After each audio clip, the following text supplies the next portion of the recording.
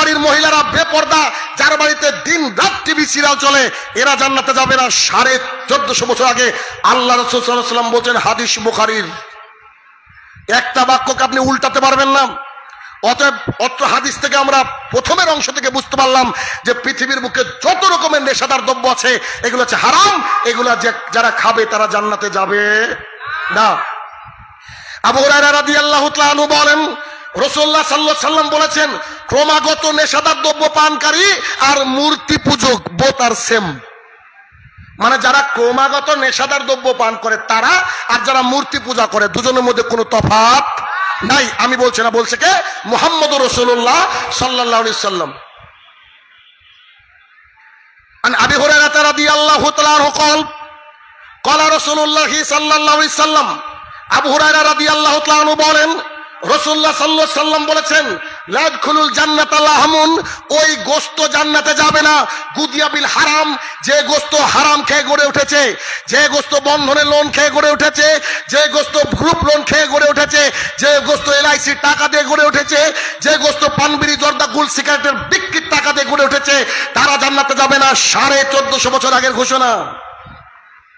আপনাকে যে কোনো মূল্যে ত্যাগ করতে হবে। দুনিয়াটা, আল্লাহর জমিটা অনেক বড়। আপনি দেখেন বেরিয়ে, শয়তান আপনাকে ধোঁকা দিবে, যারা বিড়ির ব্যবসা করছি, এত লাখ লাখ টাকা ইনকাম, অন্য জায়গায় গিয়ে ইনকাম পাবো কি? নিশ্চিত আপনি ইনকাম পাবেন, কারণ এত টাকা ইনকাম করে যদি জাহান্নামে যেতে হয়, ইনকাম আপনার কি হবে? ইনকাম কি কাজে লাগবে? কাজে লাগবে না। অতএব যে কোনো মূল্যে কি করতে হবে? ত্যাগ করতে হবে। আসেন, আবু হুরায়রা রাদিয়াল্লাহু তাআলা আনহু বলেন, রাসূলুল্লাহ সাল্লাল্লাহু আলাইহি ওয়াসাল্লাম বলেছেন, যে ব্যক্তি পানবিড়ি জর্দা গুল সিগারেট খায়, খাওয়া অবস্থায় মারা গেলে জাহান্নাম, মুখে নিয়ে মারা গেলে জাহান্নাম। এই ব্যক্তির এখন থেকে 40 দিন নামাজ কবুল হবে না। এই ব্যক্তির এখন থেকে 40 দিন নামাজ কবুল হবে না। এই ব্যক্তি যদি তওবা করে, আল্লাহ তওবাকারীকে ভালোবাসে, আল্লাহ তার উপরে খুশি হয়ে যায়।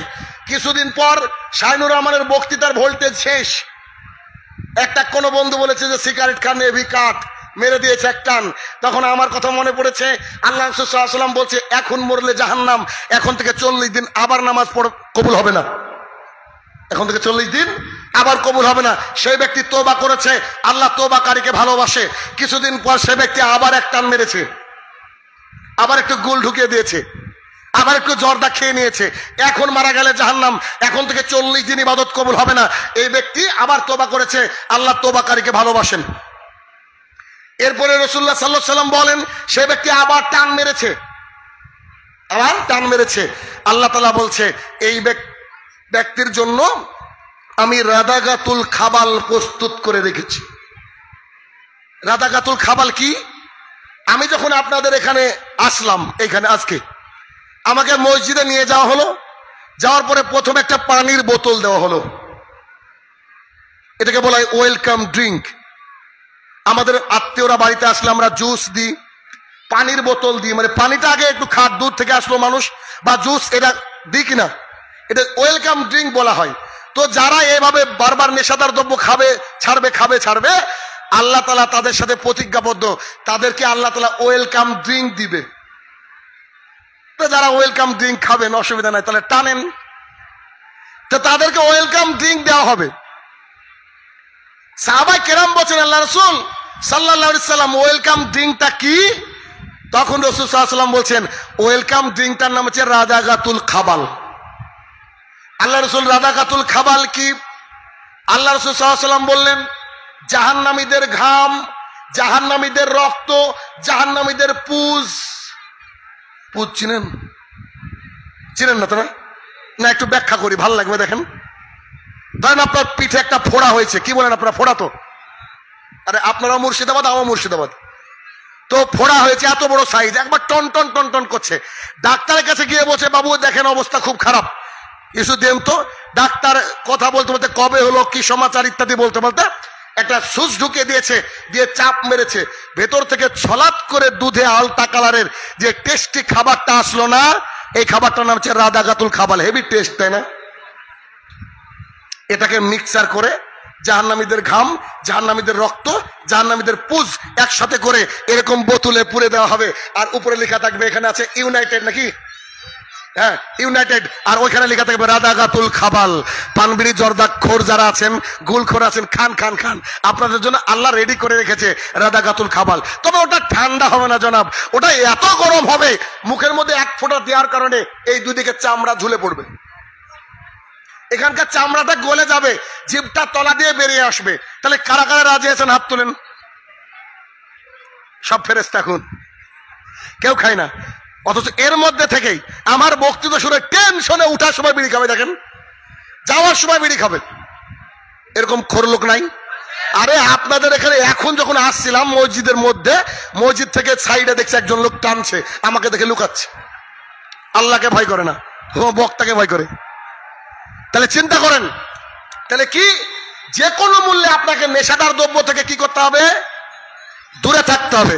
এখন আপনাকে বলি আজকে মসজিদের মধ্যে আমি ভাত খেলাম, কিছু মানুষ বিরিয়ানি খেলো। মসজিদের মধ্যে ভাত হালাল খাবার খেতে অসুবিধা আছে? কিন্তু ইমানদারিতে বলেন তো, এই মসজিদে যদি এই জঙ্গিপুর আপনার এলাকার মানুষকে বলা হয় 1 লাখ টাকা দেব একটা সিগারেট খেতে হবে বসে বসে, 2 লাখ টাকা দেব, 5 লাখ, কেউ খাবে নাকি? তাহলে এমন কি খাবার যে মসজিদে খাওয়া যায় না? এমন কি খাবার মসজিদে খাওয়া যায় না, অথচ ওই খাবার বাথরুমে বলছি এছাড়া আমার ক্লিয়ারই হয় না? আছে না নাই? এই যে প্রমাণ তো আমার কাছে আছে, আমি পকেটও পুরে এনেছি। আমার এত খারাপ লাগছিল যে অন্তত আমি দেখাবো পাবলিককে আজকে কত বড় হারাম কর থাকে। দেখেন, আরে বাড়িতে তো খেলো খেলো, মসজিদের টয়লেটে রেখেছে গো, ওর সাহস কত বড়! এ কি আল্লাহকে ভয় করে বলছেন আপনি? পরিস্থিতি খুব খারাপ। যেটা বলছিলাম সেটা কি, যে কোনো মূল্যে আপনাকে নেশাদার দ্রব্য থেকে কি করতে হবে? দূরে থাকতে হবে। কেউ না নেশাদার দ্রব্য পান করলে তার ইবাদত আল্লাহ তাআলা গ্রহণ করবেন না। তাহলে সালাত আদায় করছেন, সিয়াম পালন করছেন, সব বাতিল, কোনটা কাজে লাগবে না। অনেক হারামখোর আবার করে কি, এই যে রমজান মাস গেল, ইফতারি করার পরে আগে টান দেয় সিগারেটে, আগে বিড়ি খাই, কি আছে না নাই? এরকম শয়তান অনেক আছে। আমাদের সমাজে প্রতিরোধ করতে হবে যে পানবিড়ি জর্দা গুল সিগারেট ওর দিকে তাকানো যাবে না, একেবারে ওটাকে ডিলিট করে দিতে হবে সমাজ থেকে, সোসাইটি থেকে। আমি আমার এলাকায় আমার এক ভাগ্নের দোকান আছে, প্রথম যখন আজ থেকে 5-7-8 বছর হয়ে গেল বোধহয়, প্রথম যখন তার দোকান থেকে পানবিড়ি জর্দা গুল সিগারেট তুলে দিয়েছি, একজন লোক এসে বলছে, কই গো আমাকে 1 প্যাকেট বিড়ি দাও। তো যে বিড়ি নাই, তো কেন? বুঝে বিড়ি আমাদের দোকান থেকে তুলে দিয়েছি। তো বুঝে তোমাদের গ্রুপ থেকে, এলাকা থেকে তুলে দেওয়া উচিত, আমাদেরকে এলাকা থেকে তাড়িয়ে দেওয়া উচিত। কেন? আমরা পানবিড়ি জর্দা গুল সিগারেট দোকান থেকে তুলে দিয়েছি, তাই। কত বড় অপরাধ করেছে, ভিটামিন ডি তুলে দিয়েছি, চিন্তা করা যায়। আচ্ছা, তাহলে কি 2 নম্বর, এই 2 নম্বর সামাজিক পাপ, এই পাপটা আমাদের প্রতিরোধ করতে হবে। এর পেছনে কারণ কি জানেন? আরে পানবিড়ি জর্দা গুল সিগারেট তো আছে, এখন ইনজেকশনের মাধ্যমে নেশা করছে। আমার চোখের সামনে কত পরিবার নষ্ট হয়ে যাচ্ছে, কোটি কোটি টাকার মালিক আজকে প্রায় ভিক্ষা করার অবস্থা। এই শুধুমাত্র এটার কারণে কি অবস্থা, এই নেশাদার দ্রব্য পান করার কারণে। আর যে ব্যক্তি নেশাদার দ্রব্য পান করবে, আল্লাহ রাসূল সাল্লাল্লাহু আলাইহি ওয়াসাল্লাম বলেছেন নেশাদার দ্রব্য হচ্ছে রাশ, মাথা বলা হয়েছে, এক জায়গায় মা বলা হয়েছে যে পৃথিবীর যে কোনো অন্যায় করতে গেলে খালি নেশাদার দ্রব্য খাইয়ে দেন, দেখেন ও যে কোনো অন্যায় করবে। যারা মানুষকে হত্যা করে তারা কিন্তু নেশাদার দ্রব্য পান করার পরেই করে। এইটা বর্তমান সমাজ। আপনার সমাজকে যদি ভালো করতে চান তাহলে নেশাদার দ্রব্যকে তুলতে হবে, নইলে আগামী দিনে আপনার সন্তান বাড়িতে এসে আপনার সাথে জুলুম করবে। আপনাকে আমি কি দিয়ে বুঝাবো?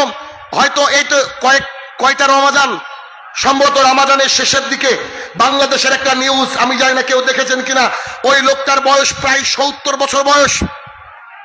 সাংবাদিকরা বলছে, আমি আমার গায়ে লোম দাঁড়িয়ে গেছে কথাটা বলবো এই জন্য। সাংবাদিককে একটা বাবা দাঁড়িয়ে আছে, 70 বছরের বাবা। সাংবাদিক এসে বলছে, আপনার ছেলের সাথে কি করেছেন? বলছে আমার ছেলে ঘুমিয়েছিল, আমি তাকে হত্যা করেছি নিজে হাতে। সাংবাদিক বলছে কি দিয়ে মারলেন? বলছে আমার বাড়িতে একটা কুড়োল ছিল, আমি কুপিয়ে কুপিয়ে মেরেছি। নিজের সন্তানকে, 18-20 বছরের একটা সন্তানকে নিজের বাবা কুঠার দিয়ে কুপিয়ে কুপিয়ে হত্যা করেছে। সাংবাদিক বলছে আপনার কি হবে? উনি বলছেন খুব জোর ফাঁসি হবে। তো বলছে আপনার চোখে পানি নাই, আপনার এই সন্তানকে আপনি জন্ম দিয়েছেন নিজে, আবার একা হত্যা করলেন কেন?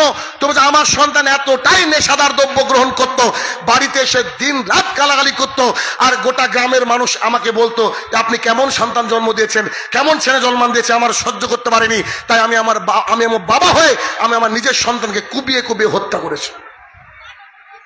আজকে বহু পরিবার একটা বিড়ি খাচ্ছে, সিগারেট খাচ্ছে, এরপরে হেরোইন ধরবে, গাঁজা ইত্যাদি, একটা খারাপ নেশার দিকে চলে যাবে। আমাদের সমাজটা ধ্বংস হয়ে যাচ্ছে। তাই আমি মাঝে মাঝে বলি, পুলিশ প্রশাসন রাস্তায় বাইক ধরতে পারে, হেলমেট নেই তার জন্য পুলিশ প্রশাসন রাস্তায় গাড়ির কাগজকে চেক করতে পারে, কিন্তু এই ড্রাগসের দোকানে গিয়ে এগুলোকে তুলে দিতে পারে না? নিশ্চিত পারে, নিশ্চিত পারে। তাই উচিত আমাদের প্রশাসনেরও যারা এরকম লুকিয়ে লুকিয়ে ড্রাগস বিক্রি করে তাদেরকে ধরে ধরে জেলের মধ্যে পুরে দেওয়া। আদারওয়াইজ আমাদের আগামী দিনের সমাজ এমন খারাপ হয়ে যাবে, এই সমাজের বাচ্চাদেরকে দেখলে আপনার আমার ভয় লাগবে। কেন? এদের মুখের ভাষাও হবে খারাপ। 2 নম্বর সমস্যা। 3 নম্বর সমস্যা, পৃথিবীর একজন বিখ্যাত ব্যক্তিত্ব, আমেরিকান ব্যক্তিত্ব, তিনি বলছেন, if you want to destroy your society without war, put there adultery. তোমরা যদি তোমাদের সমাজকে ধ্বংস করতে চাও তাহলে সেখানে নগ্নতা ছড়িয়ে দাও, নগ্নতা ছড়িয়ে দাও। 8 বছরের মেয়ে আসিফা, মনে পড়ছে? 8 বছরের মেয়ে আসিফাকে মন্দিরের মধ্যে লাগাতার 7 দিন ধর্ষণ করে মেরে ফেলা হয়েছে। 4 বছরের মেয়ে, 5 বছরের মেয়েকে ধর্ষণ করে মেরে ফেলা হয়। 60 বছরের 70 বছরের বুড়িকেও ধর্ষণ করে মেরে ফেলা হয়। এর পেছনে কারণ কি আপনি বলছেন? বিজ্ঞান বলছে মানুষ যখন অ্যাডাল্ট কোনো জিনিস দেখতে থাকে তার ভেতরটা একবারে হিংস্র বাঘের মতো হয়ে যায়। দেখতে দেখতে দেখতে একসময় তার হিতাহিত জ্ঞান শূন্য হয়ে যায়, তাই সে যাকে সামনে পায় তার সাথে এই অপকর্মে লিপ্ত হয়ে যায়। আজ থেকে 40-50 বছর আগে এত ধর্ষণ ছিল নাকি? আজকে এত ধর্ষণ হয়েছে কেন? কারণ মহিলারা পঞ্চায়েতে ষাঁড়ের মতো ঘুরে বেড়ায়, এমন করে ঘুরে বেড়ায় দেখলে চেনা যায় না যে হিন্দুর মেয়ে নাকি মুসলমানের মেয়ে। ঈদের দিনে ওদেরকে শাড়ি পরে সুন্দর সুন্দর পোশাক পরে জাতির সামনে হাঁটতে দেখেননি আপনি? তাহলে এদেরকে প্রতিহত করতে হবে। আর এরা তো আছে এক শ্রেণীর মহিলারা এমন বোরখা পরে, টাইট ফিট বোরখা পরে, লিপস্টিক মেরে, হাই জুতো পরে জাতির সামনে দিয়ে হাঁটছে, বলছে আমি বোরখাওয়ালি। একবারে পাক্কা ইবলিস, পাক্কা ইবলিস এরা। লিপস্টিক তৈরি হয় শুয়োরের চর্বি দিয়ে। শুয়োরের চর্বি তো হালাল নাকি গো? তাহলে কত বড় বিয়াদব!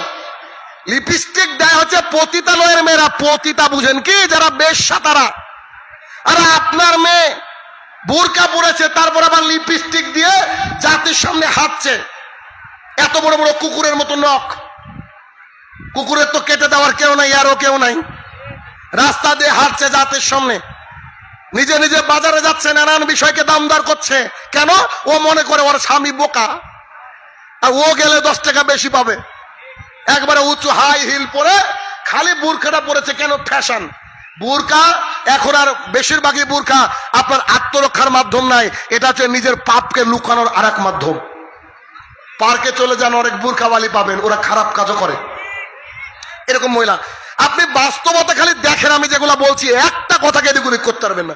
আমি দেখে কথা বলি, আমি সমাজে জেনে কথা বলি, কারণ আমাদের সমাজকে কিন্তু শুধরাতে হবে। আর সব বক্তা এত কঠিন করে কথা বলবে না, কারণ এটা তো তাদের ব্যবসা। সামনে বা শাহিনুর রহমানকে আনতে গেলে বুকের পাটা লাগবে জনাব। আমি ওটাকে তোয়াক্কা করি না। এ দেখেন কালকে হাদিয়া দিয়েছে, পকেটে আছে, এখনো গুনে দেখিনি ক টাকা দিয়েছে। I don't care about that. আমার কথা হলো আমাকে সমাজকে পরিবর্তন করতে হবে, এটা আমার টার্গেট। এটা আমার টার্গেট। আপনি রাগেন, ফাটেন, চটেন, আমার কিছু যায় আসে না, কারণ একটা বক্তার কাজই হচ্ছে যে সমাজকে পরিবর্তন করবে। এতটুকু ব্যাস, এতটুকু ব্যাস। আল্লাহ সুবহানাহু ওয়া তাআলা কোরআনুল কারীমের 33 নম্বর সূরার 33 নম্বর আয়াতে বললেন, ওয়াকারনা ফি বুয়ুতিকুন্না ওয়ালা তাবাররাজনা তাবাররুজাল জাহিলিয়াতিল উলা। এই মহিলারা শোনো, তোমরা বাড়ির মধ্যে থাকো, খবরদার জাহালাতের যুগের মতো নিজেকে দেখিয়ে বেরিও না। আপনি খোঁজ রাখেন না, আপনি বাবা, আপনার মেয়ে ফেসবুকে ছবি দেয়, আপনার মেয়ে ফেসবুকে গানযুক্ত ছবি দেয়, আপনার মেয়ে টিকটক করে, আপনার মেয়ে নাকি টিকটকার। কলকাতার নাকি একটা নিষিদ্ধ পল্লী আছে, ওখানে গেলে নাকি 1000 টাকা, 2000 টাকা, 5000 টাকা দিয়ে থাকলে নাকি সহবাস করা যায়, ওরা টাকার বিনিময় করে। আর আপনার মেয়ে ফেসবুকে লাইক কমেন্ট বিনিময়ের মাধ্যমে আপনার যৌনতা বিক্রি করছে। এরাও যৌন কর্মী, ওরাও যৌন কর্মী, তফাৎ নাই। তফাৎ নাই। আজকে আমাদের ইয়াং ছেলেরা প্রায় ধ্বংস হয়ে যাচ্ছে এই কারণে। কেন? আবু হুরায়রা রাদিয়াল্লাহু তাআলা বলেন, রাসূলুল্লাহ সাল্লাল্লাহু আলাইহি ওয়াসাল্লাম বলেছেন, আমি মারা যাওয়ার পর সবচেয়ে ভয়ঙ্কর দুটো জিনিস রেখে যাচ্ছি, এক টাকা আর দুই হচ্ছে নারী। দেখেন এই দুটিতে প্রায় মানুষ ফেসে আছে, হয় টাকা নালে নারী, হয় টাকা নালে নারী। আরে মসজিদের ক্যাশিয়ারও অনেক সময় টাকা মেরে খাই গো, আর হুজুর আবার অন্যের বুকে নিয়ে পালিয়ে যায় গো। কত যে দৃশ্য আপনি দেখবেন সমাজের বুকে। তাহলে এটা কি করতে হবে? গোটা সমাজকে তো আপনি পরিবর্তন করতে পারবেন না। আপনার কাজ কি? আপনি আপনার সন্তানটাকে, আপনি আপনার মেয়েটাকে ঢাকেন, মেয়েটাকে ঢাকেন। আপনি যদি আপনার মেয়েটাকে ঢাকতে পারেন তাহলে কি হবে? আপনার মেয়েটা তো বাঁচলো। তাহলে আপনার দেখা থেকে আরেক ভাই করবেন, আরেক ভাই দেখা থেকে আরেক ভাই করবে, তখন একটা সমাজ কি হবে? শালীনতাপূর্ণ সমাজ হবে। কেননা দেখেন আল্লাহ রাসূল সাল্লাল্লাহু আলাইহি ওয়াসাল্লাম কি বলছেন।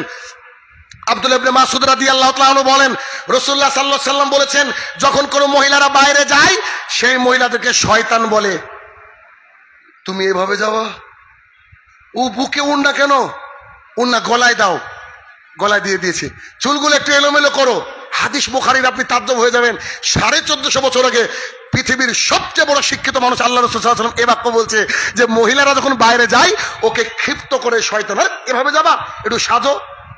দেখেন ভালো করে খেয়াল করে দেখবেন যে কোনো মহিলা বাড়িতে থাকলে ওড়না ঠিক করার দরকার হয় না, কিন্তু রাস্তায় গেলে বারবার ওড়না ঠিক করে। কেন? শয়তানকে ক্ষিপ্ত করে তুলে। বাড়িতে থাকলে এমনি বসে আছে, বাইরে গেলে ওকে ফেয়ার এন্ড লাভলি মারা লাগে। কেন? আয়নার সামনে দাঁড়িয়ে নিজেকে সুন্দর দেখায়। দেখেন আল্লাহ রাসূল সাল্লাল্লাহু আলাইহি ওয়াসাল্লাম কি বলছেন, এটাও রাবি আবু হুরায়রা রাদিয়াল্লাহু তাআলা। আবু হুরায়রা রাদিয়াল্লাহু তাআলা বলেন, রাসূলুল্লাহ সাল্লাল্লাহু আলাইহি ওয়াসাল্লাম বলছেন, দুই শ্রেণীর মানুষকে আমি দেখিনি, তারা তো জান্নাতে যাবে না, জান্নাতের গন্ধও পাবে না। সাহাবায়ে কেরাম বললেন, জান্নাতের গন্ধ কত দূর থেকে পাওয়া যায়? আল্লাহ রাসূল বলছে 40 বছরের দূরের রাস্তা থেকে। তাহলে তারা কারা? দুই শ্রেণীর মানুষ যারা জান্নাতে যাবে না। এক, যাদের হাতে গরুর লেজের মতো বাঁকানো লাঠি থাকবে, তারা অন্যায়ভাবে মানুষকে মারবে, তারা জান্নাতে যাবে না। এরা কারা জানি না, তবে সিভিকও হতে পারে। এক একটা সিভিক তো আইপিএস অফিসার রে ভাই। এমন এমন সিভিক আছে না, আমারও বহু ছাত্র সিভিক আছে, এমন এমন সিভিক আছে বুঝলেন, আমাদেরকে বলেন গাড়ির এইটা দেখেন, আরে তোর বাপ ছেড়ে দিচ্ছে, মনে ওর বাবা মানে বুঝতে পারছেন না। বড় অফিসার বলছে আচ্ছা ঠিক আছে, জানে তো, এসে বলছে আপনাদের গাড়ির অডিও পাস দেখা। তার মধ্যে এই শয়তানের বাচ্চা, আমার গাড়িতে কিছু চলছেই না, তুই অডিও পাস নিবি মানে ধান্দা তো টাকা, বুঝলেন না। এমন এমনই করে। আবার অনেকে ভালো আছে আলহামদুলিল্লাহ, এটুকু মজা করলাম, এটুকু আবার ই করেন, আবার আমার গাড়ি যেতে দেবে কেন আল্লাহ জানে। এবার দুই, নেশাউন মহিলারা কাসিয়াতুন পরে থাকবে, আর এতুন উলঙ্গ পোশাক। আশ্চর্য কথা, পোশাক পরে উলঙ্গ, এটা আবার কেমন কথা? জি, পোশাক পরে উলঙ্গ।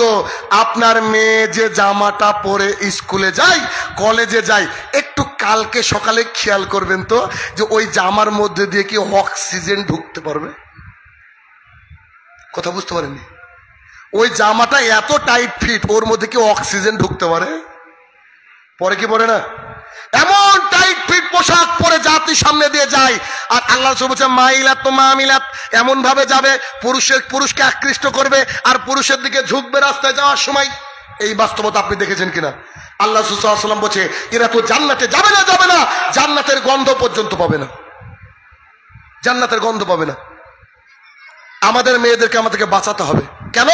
ওই যে আব্দুল্লাহ ইবনে মাসউদ থেকে বর্ণিত হাদিস যেটা বললাম, 3 শ্রেণীর মানুষ জান্নাতে যাবে না। তার 3 নম্বর শ্রেণী কি ছিল? আর দায়ুস লা ইয়াদখুলুল জান্নাহ, দায়ুস জান্নাতে যাবে না।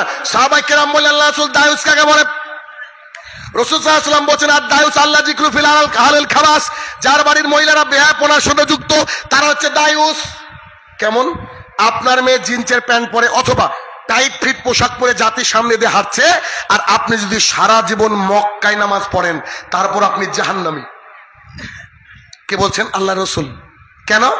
আপনি বাবা, আপনার নৈতিক দায়িত্ব মেয়েকে কি শিখাবেন? ছোটবেলা থেকে পর্দার কথা মেয়েকে শিখাবেন। আমার মেয়ের বয়স 6 বছর, আমার মেয়ে কোনো মহিলাকে যদি উইদাউট বুরখাতে দেখে তা আমাকে বলে যে আব্বু এ তো হিন্দু। বুঝেননি? ও বুঝে নিয়েছে যে ওর দিদা পরে, আম্মু পরে, ওর আন্টি পরে, ও বুঝেছে এটা। আমাদের মেয়েদেরকে তো বুঝাতে হবে। কেন? কি কারণে বুঝাতে হবে আর কি কারণে করতে হবে? দেখেন আমি আপনাকে বলি, আপনাকে যদি আমি 1,00,000 টাকার একটা চেক দিই, চেক, এটা কি বাড়ির উঠানে ফেলে রাখবেন কেউ? বাড়ির বাইরে? যদি 1 কোটি টাকা চেক দিই, বাড়ির মধ্যে সবচেয়ে গোপন জায়গায় রাখবেন কিনা? আবু হুরায়রা রাদিয়াল্লাহু তাআলা আনহু বলেন, রাসূলুল্লাহ সাল্লাল্লাহু আলাইহি ওয়াসাল্লাম বলেছেন, গোটা দুনিয়াটা হচ্ছে সম্পদ। গোটা দুনিয়াটা কি? গোটা দুনিয়াটা হচ্ছে সম্পদ। তার মধ্যে অন্যতম সম্পদ হচ্ছে আলমারাতুস সালেহা, নেককার বিবি, নেককার বউ। শুনলাম ধুলিয়ানে নাকি 1 কাঠা জমির দাম 50 লক্ষ টাকা আছে না নাই? দিল্লির বুকে 1 শতক জমির দাম 1.5 কোটি টাকা আছে কি নাই? গোটা পৃথিবীর জমিগুলা বেচলে কত কোটি কোটি টাকা হবে? আল্লাহ রাসূল সাল্লাল্লাহু আলাইহি ওয়াসাল্লাম বলছে, তোমার স্ত্রী গোটা পৃথিবীর চেয়ে দামি। আর আমাদের স্ত্রীগুলাকে কি করেছে? পঞ্চায়েতের সারের মতো ছেড়ে দিয়েছে। কি আবার দেখবেন এক শ্রেণীর মানুষকে দেখা যায়, ওর দাদি বুরখা পরেছে আর 16 বছরের মেয়েটাকে সামনে নিয়ে যাচ্ছে। আমি আর মানে বুঝতে পারি না, তবে হয়তো বোঝার চেষ্টা করে, ওর দাদিকে বোঝাতে থাকে নাকি যে আমিও এরকমই ছিলাম। আমাদের ওইদিকে গরু জবাই করে, প্রচুর কষা আছে বুঝলেন তো। যেদিন একটা বড় গরু জবাই করে, আগের দিনে ওই গরুটা সন্ধ্যাবেলা পাড়া পাড়া ঘুরিয়ে নিয়ে বেড়ায়। কেন? এই মাল কালকে জবাই হবে, মানে মাংস তোমরা নিও। তো ঠিক এমনই কিছু বাবা আছে, তাদের মেয়েদেরকে টাইট ফিট পোশাক কিনে দেয়, যে যা ওই আবু বকর সিদ্দিকের দোকান থেকে একটা পোশাক নিয়ে আয়, ওই পোশাক পরে রাস্তা দিয়ে হাঁটছে। মানে ওর বাপ ওই যে কসাই যেমন গরুকে দেখে দেখে বিক্রি করে, ওর বাপও মনে করে ওটা একটা গরু দেখে দেখে বিক্রি করে। ছেলেরা লাইন লাগে, তারপরে এবার ও একটা বেছে সুন্দর ছেলের সাথে বিয়ে দিয়ে দেয়। এটা সমাজ, এটা আমাদের সমাজ। আছে না নাই বলেন? আপনার মেয়ে বুরখাও তো পরে, 90% মহিলা তো বুরখা পরে, কিন্তু ভেতর থেকে সাজে না। সাজা বৈধ, যা দিয়ে হালাল। যেমন টিপ আপনি পরতে পারবেন না, টিপ পরতে পারবেন না, এটা পরতে পারবেন। মুখে মেকআপ করেন, যা দিয়ে আপনার হালাল, যা দিয়ে বৈধ, এতটুকু ঠিক আছে। কিন্তু সাজবেন কার জন্য? এটা হচ্ছে প্রশ্ন। সাজবেন হচ্ছে স্বামীর জন্য। প্রতিদিন সাজতে হবে আপনাকে, প্রতিদিন স্বামীর জন্য সাজতে হবে সুন্দর করে। ও স্বামীর জন্য আপনি নাইটি পরে থাকেন, যে নাইটিটা স্বাধীনতার আগে কেচেছিলেন আর কাঁচা হয়নি, ওটাই পরে থাকেন। আর যেই শুনেছেন বাইরে যেতে হবে, একেবারে সবচেয়ে সুন্দর শাড়ি বের করেছেন, আপনার স্বামীকে এটা নাকি বাইরের লোক গো? আছে না নাই? আমাদের স্ত্রীরা বেশিরভাগই এ ধরুন আজে বাজে পোশাক পরে থাকে দেখবেন, কিন্তু তার উচিত ছিল কি সুন্দর করে সাদা। দলিল আয়েশা রাদিয়াল্লাহু তাআলা আনহা বলেন, আল্লাহ রাসূল সাল্লাল্লাহু আলাইহি ওয়াসাল্লাম যখন যুদ্ধ থেকে ফিরতেন, আমরা জানতাম যে তিনি আসবেন, সেই দিন আমরা সুন্দর করে সমস্ত বিবিগণ সেজে থাকতাম। কেন? বউকে দেখলে যেন আমার একটা মেজাজটা এমন হয়ে যায় যে আমি হিরো আর ও হিরোইন। আর বাড়িতে ঢোকার পর আমার পোশাক দেখে মনে হবে যে রুম স্প্রে কোথায় রে, এত গন্ধ কেন? এটা হচ্ছে আমাদের সমাজ। স্বামীর জন্য সাজার দরকার, স্বামীর জন্য সাজে না, সাজে পরের জন্য, সাজে পরের জন্য। আল্লাহু আকবার। এ হচ্ছে আমাদের সোসাইটি, এ হচ্ছে আমাদের সমাজ। একটা সমাজকে ধ্বংস করার জন্য একটা মহিলার পোশাক খুলে নেওয়াই যথেষ্ট। তাওয়াক্কুল বলে একজন মহিলা, তাওয়াক্কুল আপনি নেটে সার্চ করবেন, পৃথিবীর বিখ্যাত মহিলাদের মধ্যে এটা একজন। উনি অনেক বড় একজন ব্যক্তিত্ব, একটা কোর্টের জাজ। উনি হিজাব পরে কোর্টে গিয়েছেন, পূর্ণাঙ্গ দেহ ডেকেছেন।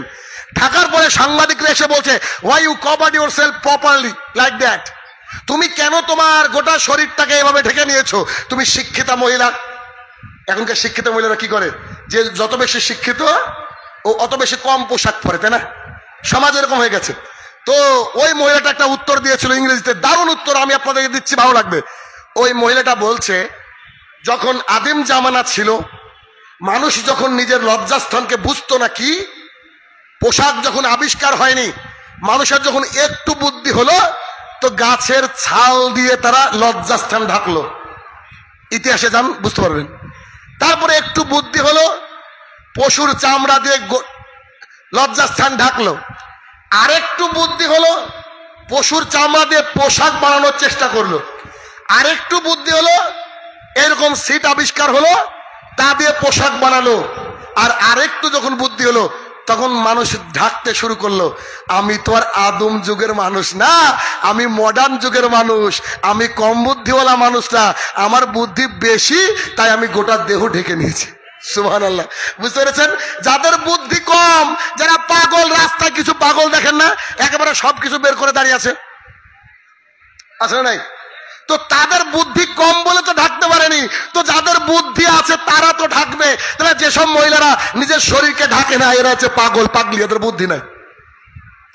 রাস্তার পাশে থাকা পাগল পাগলি যা এও তাই।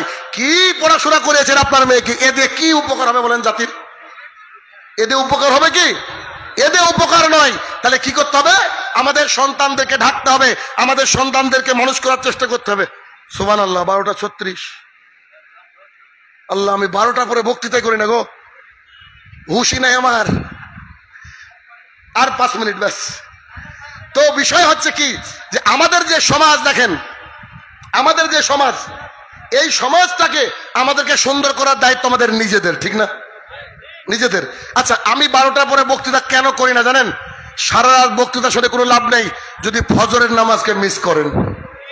আমি চাই না যে আমাদের কারোর কারণে কারো ফজরের নামাজ মিস হোক। অতএব রাসূলুল্লাহ সাল্লাল্লাহু আলাইহি ওয়াসাল্লাম বলেছেন, মান তারাকা সালাতান মুতাম্মিদান ফাকাদ কাফারা, যে ব্যক্তি ইচ্ছে করে সালাতকে ছেড়ে দেয় এই ব্যক্তি মুসলমান নয়। আল্লাহ সুবহানাহু ওয়া তাআলা কুরআনুল কারীমের মধ্যে বলছেন, মা সালাকাকুম ফিস সাকার ক্বালু লাম নাকু মিনাল মুসাল্লিন। এক শ্রেণীর মানুষকে বলা হবে, তোমরা আজকে জাহান্নামে আসলে কেন? ক্বালু, তারা সেই দিন বলবে, লাম নাকু মিনাল মুসাল্লিন, আমরা মুসল্লি ছিলাম না। মুসল্লি মানে যারা দৈনিক 5 ওয়াক্ত সালাত আদায় করে তারা হচ্ছে মুসল্লি, তারা হচ্ছে মুসল্লি।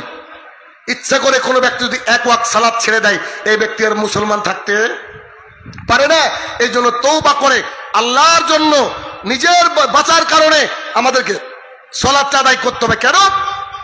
বুরাইদা রাদিয়াল্লাহু তাআলা আনহু বলেন, রাসূলুল্লাহ সাল্লাল্লাহু আলাইহি ওয়াসাল্লাম বলছেন যে আমাদের মাঝে আর কাফেরদের মাঝে পার্থক্য হচ্ছে সালাত। আমাদের মাঝে আর কাফেরদের মাঝে পার্থক্য কি? সালাত। এই সালাতটা আমাদের আদায় করা জরুরি। যে 3টে পয়েন্ট বললাম, এই 3টে পয়েন্ট, লাস্টের একটা পয়েন্ট হচ্ছে সালাত। সালাতটা হচ্ছে জরুরি, কারণ উইদাউট সালাতে একজন মানুষ মুসলমান থাকতে পারে না। আর আমি এভাবে বলি যে একজন ডাকাতি যখন করে দেখবেন রাতের অন্ধকারে করে, ঠিক না? একটা জেনাকারিনী মহিলাকে কখনো দেখেছেন নাকি রাস্তার মাঝে দাঁড়িয়ে আকাম করতে? বলেন, রাস্তার মাঝে আকাম করতে দেখেছেন কোন ছেলে আর মেয়েকে রাস্তার মাঝে দাঁড়িয়ে? অন্তত আমাদের এলাকায় তো এখনো আসেনি। দিল্লি, মুম্বাই, কলকাতা ছেড়ে দেন, আমাদের এলাকায় এবার প্রকাশ্যে অশ্লীলতা হয় কি? আচ্ছা, কোন ডাকাতকে কি দেখেছেন নাকি বা আপনার বাড়িতে দিনে দুপুরে খেয়ে বলছে আসসালামু আলাইকুম, সরেন তো ডাকাতি করব? কেন? ডাকাতি হবে গোপনে, চুরি হবে গোপনে, ঠিক না? তো চোর যেটা করছে এটা কি অন্যায় নাকি ন্যায়? যে মেয়েটা জেনা করছে এটা কি অন্যায় নাকি নাই? যে ছেলেটা জেনা করছে অন্যায় নাকি নাই? তো তারা এটাকে করছে ঠিকই, কিন্তু তারা নিজেও মনে করে এটা অন্যায়, তাই প্রকাশ্যে করতে পারছে না। ডাকাতি প্রকাশ্যে হয় না, জেনা প্রকাশ্যে হয় না। আর আপনার ওই চাচা বসে আছে চায়ের দোকানে, মসজিদ থেকে মুয়াজ্জিন বলছে হাইয়া আলাস সালাত, আর ও ডাকাতের বাচ্চা ডাকাত ওইখানে বসে আছে, চা খাচ্ছে, সিগারেট খাচ্ছে, ও মসজিদে আসে না। তাহলে এ কি বেশ্যা মহিলার চেয়ে খারাপ না? কথা বুঝেন আমার? ওই মহিলাটা কোথায় কাজ করেছে খারাপ? গোপনে, চিপাই গলিতে, কেউ যেন দেখতে না পায়। ডাকাতি কোথায় ডাকাতি করেছে? গোপনে, রাতের অন্ধকারে, গভীর, সবাই ঘুমিয়ে গেছে। এই আবার কোন ক্যাটাগরির ডাকাত? আল্লাহ তাআলা মসজিদে ওকে ডাকছে যে মসজিদে আসো, আর ও কি করছে? বসে আছে। তাহলে ওর চেয়ে কি প্রকাশ্য ডাকাতে না? ওর চেয়ে প্রকাশ্য জেনা করে কিনা? আল্লাহ রাসূল সাল্লাল্লাহু আলাইহি ওয়াসাল্লাম আল্লাহর তরফ থেকে যত আদেশ আল্লাহর জমিনে দিয়েছে তার 1 নম্বর আদেশ হচ্ছে সালাত। যে ব্যক্তি সালাত আদায় করে না এই ব্যক্তি মুসলমান না, এই ব্যক্তি মুসলমান না। একটা হাদিস আপনাকে শোনাই, বুঝেন। আবু হুরায়রা রাদিয়াল্লাহু তাআলা আনহু বলেন, রাসূলুল্লাহ সাল্লাল্লাহু আলাইহি ওয়াসাল্লাম বলেছেন, প্রত্যেক আদম সন্তানের নেকি আল্লাহ তাআলা 10 থেকে 700 গুণ বাড়িয়ে দেন। মানে আজকে যে ব্যক্তি এই মসজিদের জন্য 1 টাকা দান করেছে তাকে আল্লাহ মিনিমাম 10 টাকা দিবে, আর আল্লাহ চাইলে 700 টাকা দিবে, তার চেয়ে বেশি দিবে। কথা বোঝাতে পারছি? আমরা যে 5 ওয়াক্ত সালাত আদায় করি, 5 ওয়াক্ত সালাতের জন্য আল্লাহ আমাদেরকে প্রতিদিন 50 ওয়াক্তের নেকি দেয়। কথাকে বোঝাতে পারছি? ভালো করে শুনবেন, হাদিসটা অসাধারণ হাদিস। প্রত্যেক আদম সন্তানের নেকিকে আল্লাহ তাআলা বাড়ায় 10 থেকে 700। তার মানে 1 টাকা দান করে কেউ 1 টাকা পাবে না, মিনিমাম কত? 10, আর নাইলে বেশি কত? 700।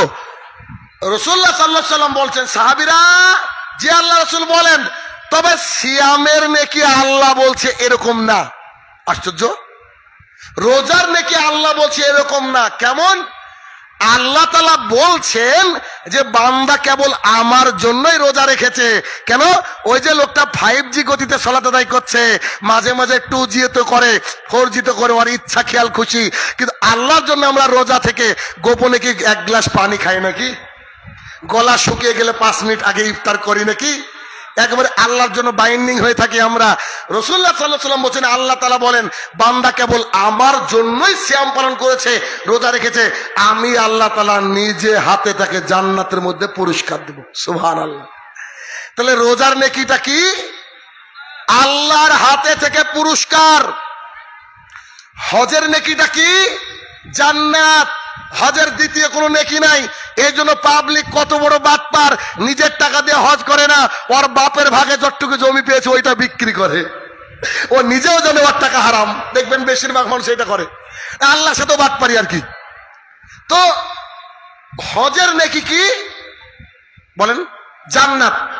রোজার নেকি আল্লাহ তাআলা নিজে হাতে জান্নাতে প্রাইজ দিবেন। এত বড় আমল, এত বড় আমল। হজ করতে যাবেন, বৃদ্ধ হয়ে গেছেন, হজ করতে যেতে পারেননি, একজন ব্যক্তিকে 6 লাখ টাকা দিয়ে দেন, ও মক্কায় হজ করবে, আপনি বাড়িতে বসে আপনার হজ হয়ে গেল, পাসপোর্টও নাই, ভিসাও নাই, শরীয়ত পারমিশন দেয়। 2, এই যে রমাজান চলে গেল, অনেক বয়স্ক মানুষ রোজা রাখতে পারেনি। কেন? ডাক্তার বলেছে এই রোগ সারবে না, এই রোগ সারবে না, তাই সে রোজা রাখতে পারেনি। ইমাম সাহেবকে ফোন দিয়ে বলছে বা সামনাসামনি বলছে, আগো আমি তো রোজা রাখতে পারবো না, কি করব? ইমাম সাহেব বলছে ফিদিয়া দিয়ে দেন। ফিদিয়াকে প্রতিদিন 1.5 কেজি করে চাল, মানে 45 কেজি চাল দিলে 30টা রোজা আপনার, 30টা রোজা আপনার। তাহলে সিয়াম, রোজা এত বড় একটা ইবাদত, যার সমতুল্য ইবাদত আল্লাহর জমিনে নাই। রোজার সমতুল্য ইবাদত আল্লাহ জমিনে নাই, তা বদল চলে নিজে না পারলে। হজ যার বিনিময় জান্নাত, তা বদল চলে নিজে না পারলে। কিন্তু সালাতের ব্যাপারে আব্দুল্লাহ ইবনে উম্মে মাকতুম রাদিয়াল্লাহু তাআলা আনহু বলেন, আল্লাহ রাসূল, আমি অন্ধ মানুষ, আমি কি বাড়িতে সালাত আদায় করার অনুমতি পাবো নাকি? রাসূলুল্লাহ সাল্লাল্লাহু আলাইহি ওয়াসাল্লাম বলছে, তুমি কি আজান শুনতে পাও?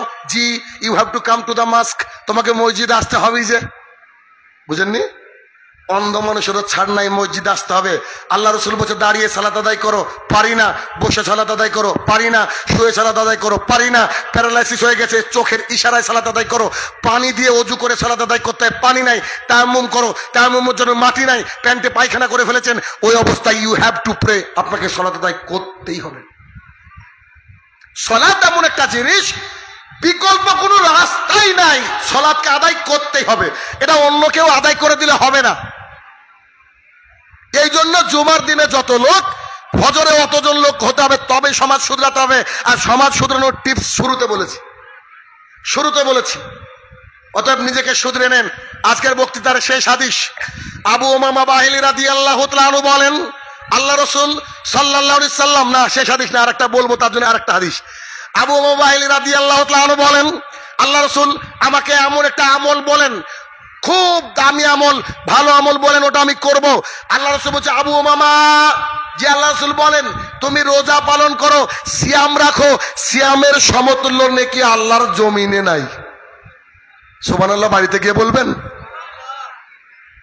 আল্লাহ রাসূল সাল্লাল্লাহু আলাইহি সাল্লামকে দ্বিতীয়বার বললেন, আরেকটা আমল বলেন যেটা ভালো আমল। আল্লাহ রাসূল বলছে, আবু উমামা, যে আল্লাহ রাসূল বলেন তুমি সিয়াম পালন করো, সিয়ামের সমতুল্য কোন নেকিযুক্ত আমলই দুনিয়াতে নাই।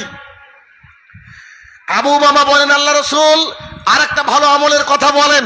রাসূল সাল্লাল্লাহু আলাইহি ওয়াসাল্লাম বলছে, আবু উমামা, যে আল্লাহ রাসূল বলেন তুমি সিয়াম পালন করো, সিয়ামের সমতুল্য নেকিযুক্ত আমল আল্লাহর দুনিয়াতে নেই। কথা কি বুঝাতে পারলাম? হজও নাই, উমরাও নাই, কিছুই নাই। আল্লাহ সিয়াম এত ভালোবাসেন, এই জন্য এই একটা হাদিস বলবো, এই জন্য এই হাদিসটাকে টানার জন্য এই শেষ হাদিস।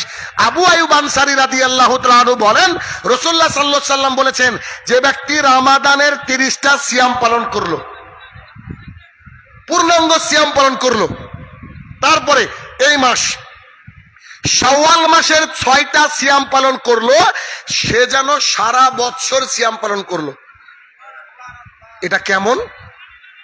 30টা রোজাকে যদি 10 দিয়ে গুণ করেন কত হয়? একটু আগে বললাম না, প্রত্যেক আদম সন্তানের আমলকে নেকিকে কত বাড়ানো হয়? মিনিমাম 10। তাহলে 30টা রোজা ইন্টু 10 কত হচ্ছে? 300। আর 6 ইন্টু 10 360। আরবিতে 360 হয় বছর। তার মানে যে ব্যক্তি এই মাসে মাত্র 6টা সিয়াম পালন করবে, রোজা রাখবে, তার অ্যাকাউন্টে কটা রোজা? 360। অতএব অবশ্যই কেউ মানে এখান থেকে মিস করবেন না, চেষ্টা করেন। আপনি টানা টানাও করতে পারেন, ছাড়া ছাড়াও করতে পারেন, যেভাবে খুশি একসাথে করতে পারেন। তবে যেসব মায়েরা ঋতুবতী হয়েছেন ওই রমাদানে, যাদের রোজা ভেঙে গিয়েছে, ফরজ কাজা আছে, তারা তাড়াতাড়ি তুলে নিয়ে এই এই এই এই সিয়াম পালন করেন। মানে ফরজকে আগে তুলতে হবে, তারপরে এই সিয়াম পালন করেন, অনেক নেকির। অতএব চেষ্টা করেন, আমাদের সমাজটা শুধরাবে, আমরা আমল দ্বারা আমরা পরিপূর্ণতা লাভ করব। অতএব শেষে বলছি, রাসূলুল্লাহ সাল্লাল্লাহু আলাইহি ওয়াসাল্লাম বলেছেন, আস-সাদকাতু বুরহান, দান হচ্ছে দলিল। এটা মসজিদের বোধহয়, মসজিদ আল্লাহ তাআলার ঘর। যে সম্পদ রেখে যাবেন সব ছেলে মেয়েরা নিয়ে চলে যাবে। আপনি মারা যাওয়ার পর কবরে মাটি না শুকাতে ভাগাভাগি শুরু হয়ে যাবে। অতএব যা দিয়ে যাবেন সব আপনার অ্যাকাউন্টে জমা হবে। আমি রিকোয়েস্ট করব, মেয়েরা এবং ছেলেরা যারা আছেন তারা শেষ মুহূর্ত পর্যন্ত ওই যে ওইখানে ভাই বাক্স নিয়ে বসে আছে, টাকা দেখানোর দরকার নাই, মাইকের নাম বলার দরকার নাই, ফেরেশতারা লিখে নেবে। গোপনে দান করলে বেশি নেকি হয়। অতএব করবেন কি, পকেটে যা আছে বের করবেন, বাক্সের মধ্যে ঢুকে দিয়ে চলে যাবেন। রাজি আছেন? ব্যাস, এটাকে শেষ বেলায় আপনারা যতটুকু পারবেন সর্বোচ্চ দিয়ে যাবেন, নইলে এখানে লিখে যাবেন, হে আমার প্রতিপালক, এতক্ষণ যে আলোচনা করলাম মাবুদ, প্রত্যেকটা অংশ যেন আমরা বুঝে আমল করতে পারি। আল্লাহ তুমি সেই তৌফিক আতা করো, আল্লাহুম্মা আমিন। হে আমার প্রতিপালক, যারা আয়োজক কমিটি আয়োজন করেছে, এরকম আরো সুন্দর আয়োজন যেন আগামী দিনে করতে পারে, আল্লাহ তুমি সেই তৌফিক আতা করো, আল্লাহুম্মা আমিন। হে আমার প্রতিপালক, এই মসজিদের উপরে তুমি বিশেষ করে বারাকা নাজিল করো, আল্লাহুম্মা আমিন। এই 12:40 পাগল আছে, বলার অবস্থা খারাপ। 12:48 বাজছে বাবা। না, আমি 12টার উপর আলোচনা করি, আপনার রিকোয়েস্টে ভাই। না, সম্ভব না ভাই, দুঃখিত ভাই, আমার কলিজার টুকরা, শুধুমাত্র আপনার জন্য আমি আলোচনা করি না। আপনি জানেন আমি ঘুরে যাই 12টার পরে। না ভাই আমার, ওনারা দান করবেন, দান করে যাবেন, অসুবিধা ঠিক আছে। মানে আসলে কি বলেন তো, না আমি আলোচনা করলে ডায়াবেটিসের পেশেন্টও উঠে না, কি করবো আমি বলেন। বাংলাদেশে প্রোগ্রাম করতে গেলাম, একটা বুড়ো মানুষ এসেছে চাদর গায়ে দিয়ে, এসে বলছে বক্তাকে যে আমি গতবার তো ইন্ডিয়ান একটাকে বক্তাকে এনেছিলাম, 10 মিনিট বক্তৃতা দেওয়ার পরে মাঠ ফাঁকা, আপনি আবার যে কেমন কি বক্তৃতা দেন আল্লাহ জানে। মানে ও ডাইরেক্ট অ্যাকশন। তাই বললাম, চাচা আমি আজকে বক্তৃতা করবো, যদি কোনো ডায়াবেটিসের পেশেন্ট পেশাব করতে উঠে বক্তৃতা ছেড়ে দেবো লাইভে। তো এত লোক, বাংলাদেশের লোক, আপনাকে কি দিয়ে বুঝাবো আমি? লাখ লাখ লোক হয় এক একটা মাহফিলে। ওই ঠিক ওই আওয়াজ শুনলে তো বুঝতে পারেন। তো একেবারে শেষ পর্যন্ত দেখতে পাচ্ছিলাম এত লোক। সভাপতি সাহেব মাইক নিয়ে বলছে, আমি শাহিনুর রহমানের ভক্ত, দিন রাত ওনার বক্তৃতা ছাড়া আমার ভাত হজম হয় না, আমি বক্তৃতা শুনি। আমি জানি যে শাহিনুর রহমান আচ্ছা এই 12টার পরে বক্তৃতা করে না, আজকে সারা রাত চলবে বলে মাইক রেখে পালিয়ে গেছে। দর্শকের মধ্যে বসে আমার এখানে আর দরকার নাই। তারপরে বক্তৃতা শেষ করে দেখছি আমি ওই চাচাকে খুঁজছি, ওই চাচাকে দেখছি, হ্যাঁ চাচা এসে হ্যান্ডশেক করে বলছে, হ্যাঁ বাপের ব্যাটা হয়েছে। কথা বুঝলেন কিনা?